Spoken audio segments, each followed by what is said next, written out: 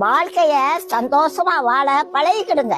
நாளைக்கு என்ன செய்வோம், நாளான்னைக்கு என்ன செய்வோம்னு கவலைப்படாதீங்க. எதிர்காலத்தை நினைச்சு கவலைப்படுறத முதல்ல விடுங்க. மரத்தை வச்சவன் தண்ணி ஊத்துவாங்க. நம்ம பூமியில மனுஷனா பிறந்தத தெரியும் பாக்கியங்க. லட்சக்கணக்கான அணுக்கள் நம்மளோட ஓடி வந்ததுங்க.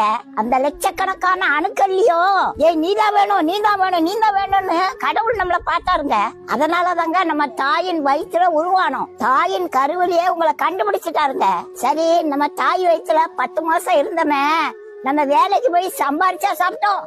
சரி, பூமியில வந்து பிறந்துட்டான், உடனே வேலைக்கு போய் சம்பாதிக்க ஆரம்பிச்சோமா, இவ்வளவு வயசு வரைக்கும் உயிரோட இருக்குது அவரோட கிருபங்க. அவரு கடைசி வரைக்கும் உங்களை காப்பாத்துவாருங்க. கடவுள் மேல பாரத்தை போட்டுட்டு நிம்மதியா வாழறதுக்கு முயற்சி பண்ணுங்க.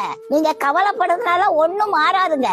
நரைச்சு போன தலை முடிய கூட உங்களால கருப்பாக்க முடியாது. கையடிச்சாலும் 4 நாளைக்கு தான் கருப்பா இருக்கும். முடிய கூட மாற்ற முடியாத நீங்க உங்க வாழ்க்கையை நினைச்சு கவலைப்படுறீங்களா?